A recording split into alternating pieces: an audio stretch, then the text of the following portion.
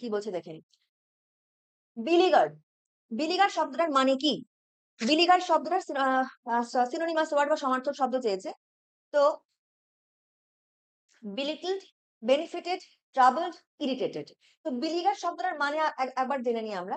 বিলিগার শব্দটার মানে হচ্ছে বিপর্যস্ত বা troubled, যাকে আমরা বলতে পারি troubled বা obstructed, মানে হচ্ছে অবরুদ্ধ। এই শব্দগুলো যায় ফর বিলিগার্ড। তাহলে এখানে কি আছে? belittled।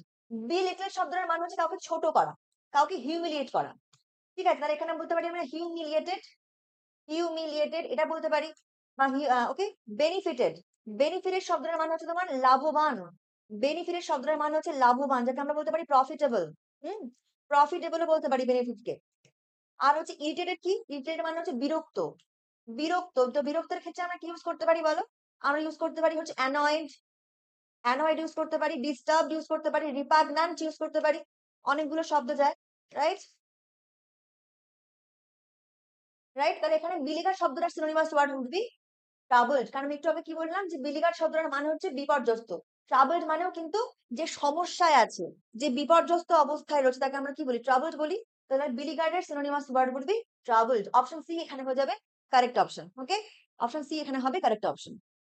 Question number 8, I have done my duty, which tense is this? এই যে স্টেটমেন্ট এখানে রয়েছে I have done my duty, এটা কোন টেন্সে বিলং করে? এটা কিন্তু দেখেই বোঝা যাচ্ছে খুব সহজ প্রশ্ন, খুবই সহজ প্রশ্ন। দেখে নি। দেখো আমরা কি জানি যে যখনই প্রেজেন্ট পারফেক্ট টেন্স বসাই, যখনই আমরা প্রেজেন্ট পারফেক্ট টেন্স ইউজ করি, তার সিনট্যাক্সটা বা তার সিকোয়েন্সটা কি হয়?